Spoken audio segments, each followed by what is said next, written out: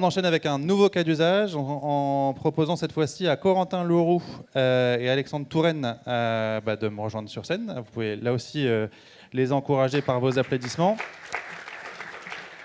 Merci. Corentin, tu es fondateur de la société Aspexit, qui propose des prestations en data science appliquées à l'agriculture. Je le fais vite. Et Alexandre, de ton côté, tu accompagnes avec ta société qui s'appelle Binary Consulting des PME dans l'automatisation de processus de gestion interne. Et finalement, ensemble, vous êtes en train de réfléchir à développer une application tierce, on va dire, qui sera proposée à l'extérieur. Et c'est le cas avec cet annuaire des outils numériques pour les agriculteurs que vous avez complètement refondu grâce à des outils no-code. Merci. Effectivement, on va avoir une présentation à deux voix avec Alexandre, qui a fait un peu plus d'efforts que moi sur la tenue vestimentaire.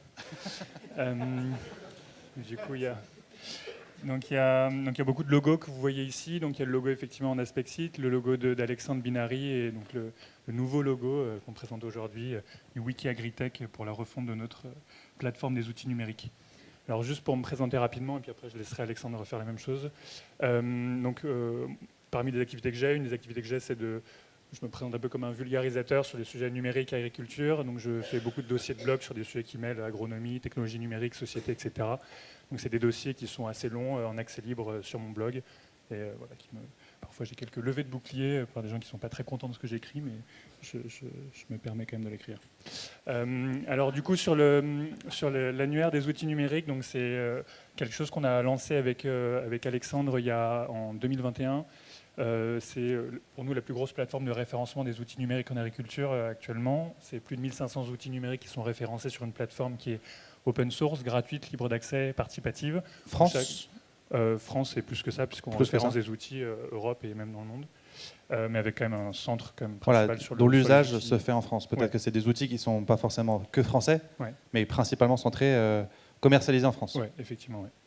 Et donc c'est participatif et collaboratif parce que du coup les utilisateurs ont la possibilité de mettre des commentaires, de rajouter des outils, de faire plein de choses. Donc ça c'est la version actuelle de l'annuaire qui existe depuis mi-2021 et qu'on est en train de refondre, et Alexandre vous en parlera un petit peu après. Alors pourquoi un annuaire? Donc ça c'est une slide que j'aime bien pour taquiner un petit peu aussi.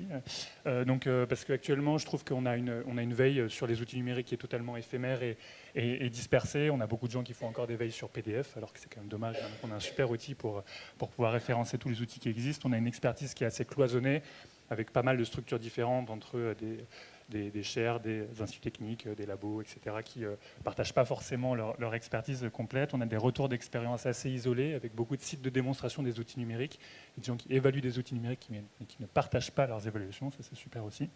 Et on a un écosystème du coup qui est extrêmement complexe. Enfin, il y a beaucoup d'outils numériques, nous on en a plus de 1500, mais on est très très loin d'être exhaustif. Corentin, pense juste à bien coller le micro contre ton menton. Ça roule. Alors juste avant de passer la parole à Alexandre, ça c'est pour vous montrer un peu l'évolution de notre réflexion. Donc c'est un travail qui commence depuis début 2020, depuis le confinement, où je m'amusais pendant mes heures perdues à la maison à faire des infographies assez jolies de l'écosystème numérique agricole, des entreprises qui travaillent dans le secteur, des outils, des applications, smartphones et autres. Donc voilà, donc ça marchait un petit peu au début. Et puis après, je me suis dit que finalement, cette organisation-là, elle était intéressante, mais elle n'était pas très informative, puisqu'on ne pouvait pas avoir des informations sur les entreprises et les outils qu'il y avait derrière.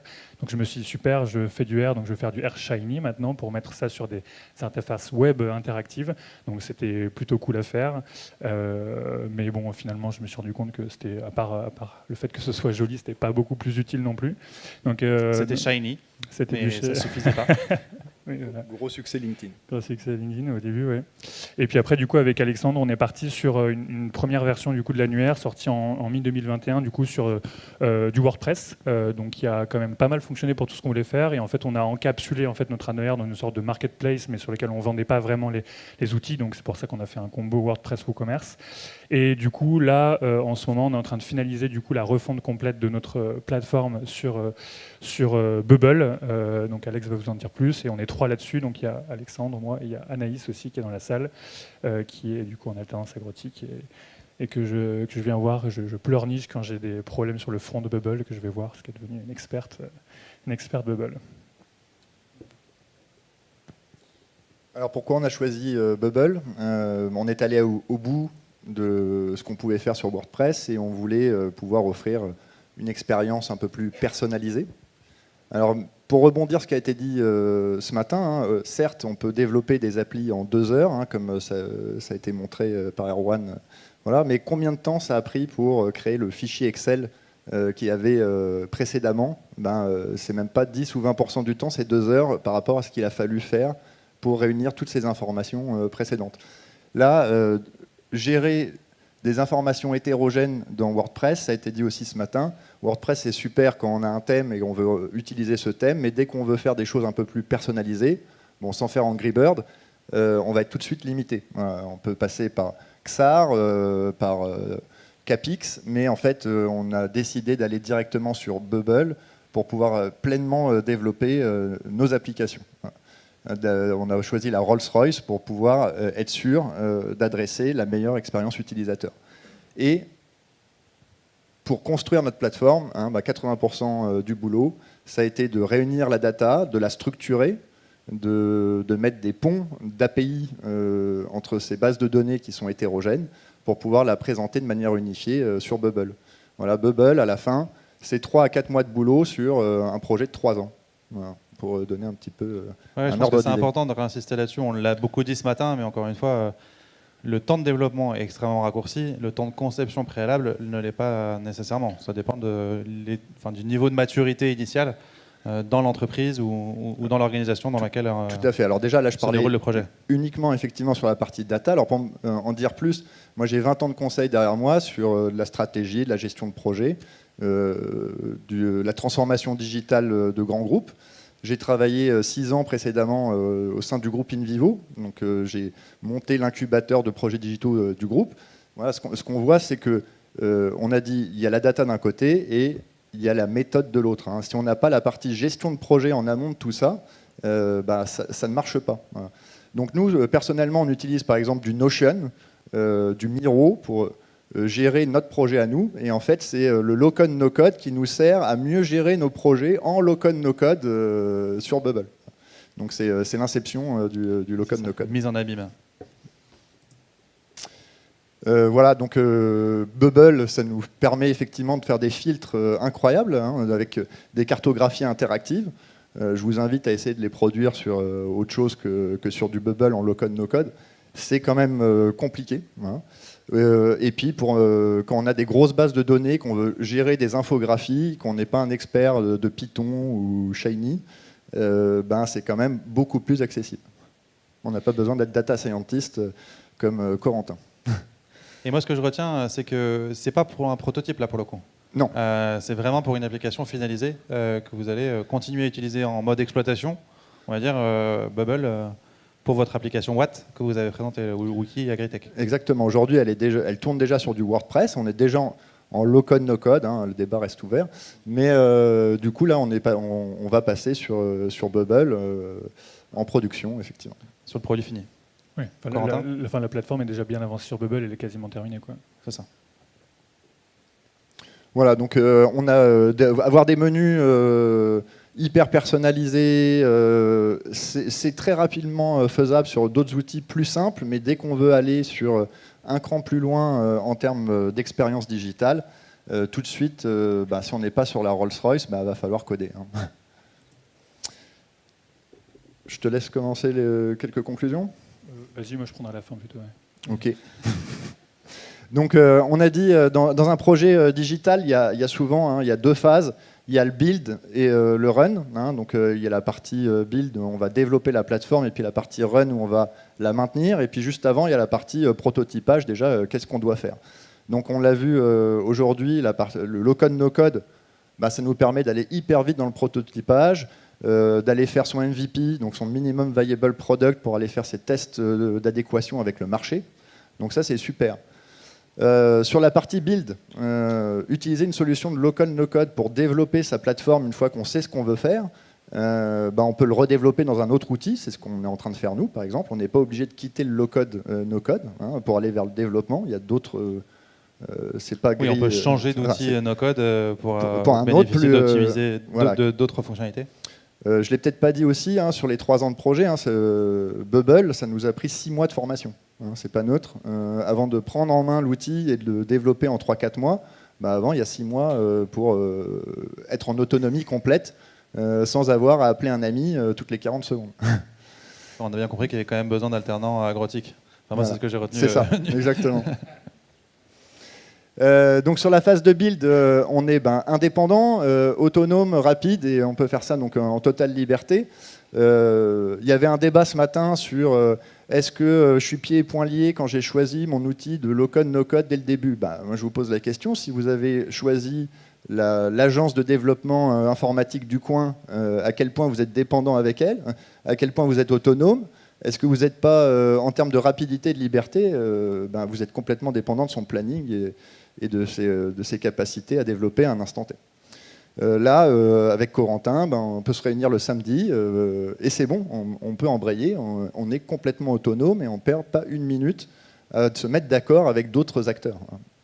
On est comme des chasseurs qui sont capables maintenant de redévelopper nos propres outils pour aller à la chasse. Le build, le run, donc on en a parlé aussi ce matin, donc sur la partie maintenance, hein, il y a beaucoup d'articles sur le low-code, no-code, comme quoi le low-code devient dans la partie DevOps hein, une référence. Ça ne me coûte rien de faire évoluer mon site d'un point de vue sécurité, d'un point de vue RGPD. Airtable, Bubble ou so on vont s'en occuper pour moi. Moi, dans mon coin, qu'est-ce que je peux faire contre les 12 milliards de levée de fonds de Airtable? Est-ce que Airtable n'a pas plus d'ingénieurs sécurité que moi? Il y a un moment donné, c'est clair que si. Oui, non, tout l'enjeu, c'est de juste s'en assurer et d'être très au clair sur le choix du bon outil en fonction du niveau d'exigence de sécurité que j'ai. Exactement. Après, sur la partie data, quand on utilise du Bubble ou du Airtable, qu'est-ce qu'il y a derrière? C'est AWS 3, c'est Amazon. En fait, la data, si je l'hébergeais et que je décidais de l'héberger moi-même sur AWS 3, il n'y a pas plus ou moins de sécurité finalement. C'est le débat la question qu'on a évoquée juste avant. Corentin, tu veux poursuivre? Ouais, juste quelques mots sur moi, sur un sujet qui m'intéresse pour ceux qui me connaissent sur la sobriété numérique. Moi, du coup, la partie low-code, no-code, elle me pose question dans le sens où moi, j'imagine qu'il y a énormément d'effets rebonds. Alors, c'est une question que je n'ai pas pu poser ce matin, mais à partir du moment où on donne accès à ces outils-là à tout le monde, du coup, tout le monde va pouvoir développer des nouvelles applications. Donc, est-ce que c'est bien ou est-ce que c'est pas bien? Et puis après, en termes d'efficacité énergétique du code qu'il y a derrière, est-ce qu'on est capable d'aussi bien coder ou de faire des applications vraiment un peu sobres avec des outils low-code, no-code? Le débat reste ouvert. Je crois qu'il y a peut-être Simon qui proposera des choses en fin de journée. Mais du coup, à partir du moment où les gens n'ont pas forcément des bonnes pratiques du numérique, quand on met en place des outils low-code, no-code, on peut faire un peu n'importe quoi. On peut aller requêter des bases de données toutes les 30 secondes si on veut. On peut ne pas du tout être sobre. Et donc, du coup, je pense que c'est un sujet qui n'est pas assez abordé. Je pense que ça devrait... Est-ce que dans justement la veille que vous avez faite, et puis on pourra peut-être proposer la question à Erwan ou Benoît-Marie, cette question de sobriété numérique, on va dire by design, est-ce que vous avez repéré ça comme un argument de vente de certaines solutions ou c'est un non-sujet pour beaucoup? En fait, moi, c'est une question que je me pose, parce que c'est quelque chose sur Parce que lequel je suis très ouais. engagé. Par contre, c'est pas du coup une veille qu'on a fait au départ. On essaye de faire quand même attention à ce qu'on fait. Et du coup, notamment le fait de pouvoir se connecter à plein de bases de données existantes, ça veut dire que nous, on n'a pas besoin de recréer plein de choses de rien. De réhéberger. On utilise ce qui existe déjà, quoi. On fait beaucoup d'appels, donc c'est ça qui est chouette. Par contre, non, je sais pas du tout ce qui se passe en termes d'efficacité énergétique de ces outils-là. J'ai perdu Erwan et ou Benoît-Marie. Benoît-Marie, est-ce que si quelqu'un veut bien lui envoyer un micro, je vais donner le mien.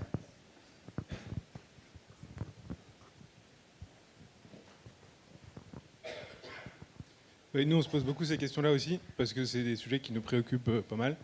Et effectivement, il y a, je pense, nécessairement un effet rebond. Nous, ce qu'on a essayé de faire, on a un track de R&D juste là-dessus, parce que c'est vraiment un sujet qui nous intéresse. Et du coup, on a mis 2 choses en place. La première, c'est qu'on a fait en sorte que quand une application n'est pas utilisée, elle ne consomme rien du tout. C'est un truc qui a été assez long à mettre en place, mais maintenant, ça s'est fait. Et la deuxième chose qu'on essaye de faire, c'est que on essaye de faire en sorte justement de faire le moins d'appels possible aux bases de données, et quand il y en a beaucoup, de dire à l'utilisateur qu'il y en a beaucoup et l'impact que ça va avoir. Et enfin, on va essayer un maximum utiliser des fichiers de configuration, c'est-à-dire qu'on va éviter de faire des calculs côté serveur pour en faire plus côté navigateur, parce qu'on a remarqué que ça consommait moins d'énergie. Voilà. On retrouve un peu la même logique que le edge computing, j'espère que je ne dis pas de bêtises, avec les capteurs, où au lieu d'envoyer une donnée brute, j'envoie juste le résultat d'une donnée déjà un peu calculée, ce qui permet d'éviter des consommations énergétiques trop fortes. Merci beaucoup à vous deux. On peut les encourager. Merci pour la réaction à chaud. Benoît Marie, au cas où je rappelle que Benoît Marie, c'est le fondateur de XAR.